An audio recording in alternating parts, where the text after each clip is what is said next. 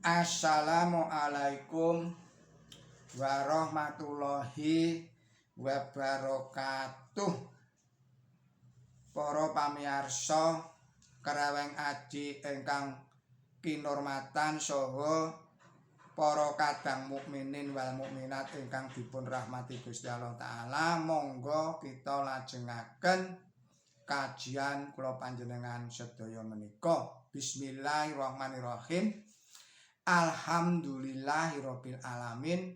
Allahumma sholli ala sayyidina Muhammad wa ala ali sayyidina Muhammad kama barokta ala sayyidina Ibrahim wa ala ali sayyidina Ibrahim fil alamina innaka hamidum majid. Dumateng para kadang pamirsa ingkang ing wekdal punika nandhang sakit, mugi-mugi Gusti Allah taala enggal paring tamba, paring usada seger kewarasan malih.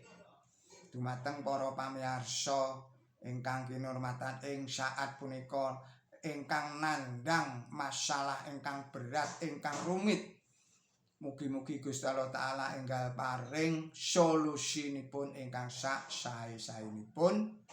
Ugi dumateng kadang pamirsa ingkang ing sapunika nedeng tanggap warsa, mugi-mugi Gusti Allah taala paring yuswa ingkang panjang, paring yuswa ingkang barokah, paring yuswa ingkang manfaat, ugi paring seger kewarasan. Dumateng para kadang pamirsa ingkang kinurmatan ingkang sampun kersa paring subscribe, paring atensi, tuwin paring koreksi dumateng Kreweng Aji channel menika, kula ngaturaken gunging panuwun ingkang tanpa upami. Dumateng kula panjenengan sedaya, mugi-mugi Gusti Allah taala tansah paring seger kewarasan, ayem tentrem kuaslamet, sabar lan tawakal. Ugi mugi-mugi Gusti Allah taala tansah paring pangayoman dhateng kula lan panjenengan sedaya saking godha rencananipun setan lan iblis, saking sedaya fitnahipun Dajjal, Ya'juj saha Ma'juj, lan saha saking bebaya. Mugi-mugi bebaya ingkang sampun tumama dipun lebur dening Gusti Allah taala, ingkang dereng tumama mugi-mugi tinulaka maring Gusti Allah taala. Monggo kita lajengaken malih.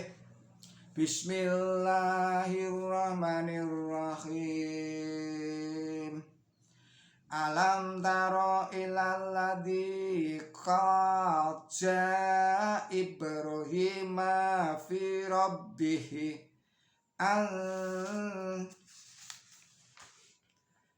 atahul mulk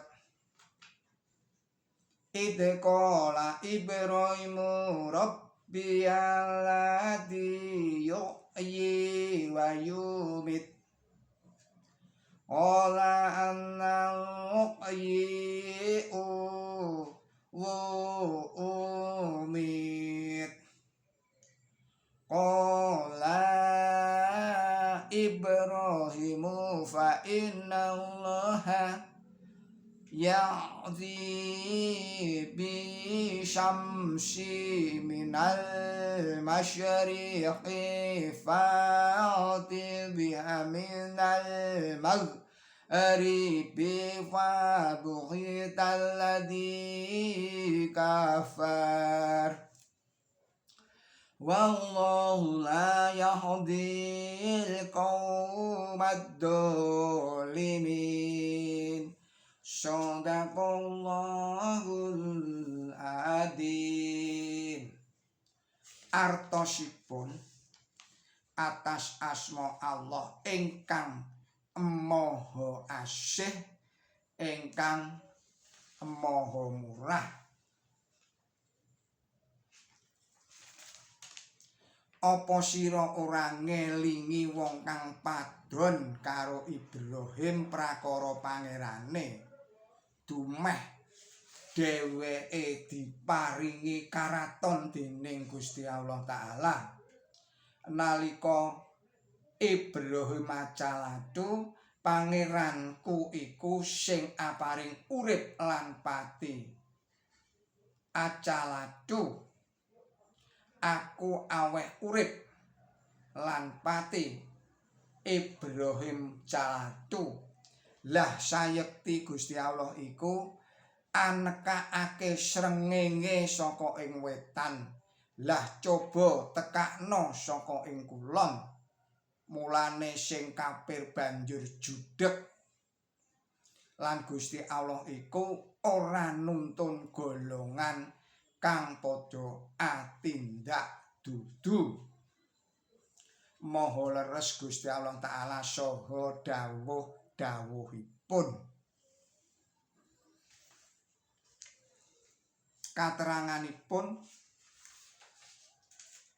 dawuh dumeh dheweke diparingi karaton dening Gusti Allah punika dening para mufasir ingkang sabagian kathah kasuraos tumuju dhateng mengsahipun Kanjeng Nabi Ibrahim alaihissalam nanging pamanggihipun mufasir ingkang sebagian alit ingkang nyuraos tembung dheweke ing dhuwur mau tumuju dening Kanjeng Nabi Ibrahim alaihissalam punika sajakipun langkung leres jalaran dipun kiyataken ing dawuh ing surat sekawan surat An-Nisa ayatipun ayat 50 sekawan. Dawuhipun Gusti Allah taala Bismillahirrahmanirrahim. Ingsun wis amaringi kitab lan kawicaksanan para darah Ibrahim sarta wis padha ingsun paringi karaton kang gedhe. Kanjeng Nabi Ibrahim ing ayat ingkang karembak punika ugi ateges darah Kanjeng Nabi Ibrahim jalaran janji punika kaparingaken dumateng Kanjeng Nabi Ibrahim alaihissalam dalasan ing purwaning dumados inggih kasebataken tanah ingkang kajanjekaken punika badhe dipun paringaken dening Kanjeng Nabi Ibrahim. Dawuhipun ingsun Yehuwah kang angirit lakunira saka ing Ur ing tanah Kasdim supaya tanah kene iki ingsun paringna dadi bumi pusakanira. Kitab Purwaning dumadi pasal gangsal welas ayatipun ayat 1.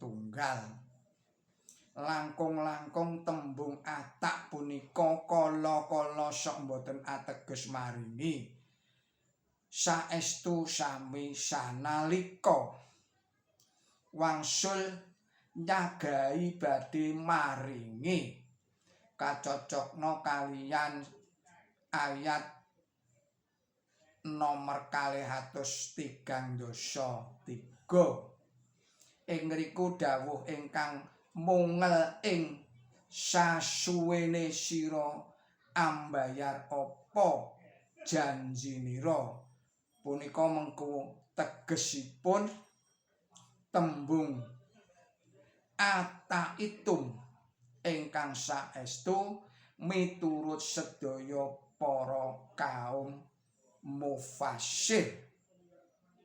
Langkung-langkung malih katerangan punika saged nyetakaken suraosipun ayat punika.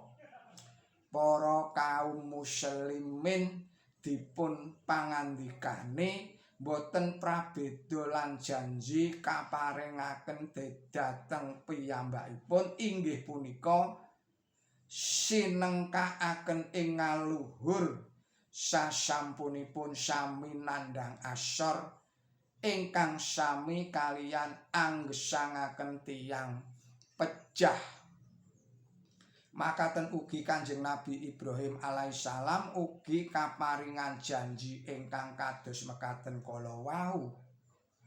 Malah menggah ing sajatos-jatosipun janji kala wau ingkang mangka dados saring janji ingkang sapunika kaparingaken dhateng Kanjeng Nabi Muhammad sallallahu alaihi wasallam jalaran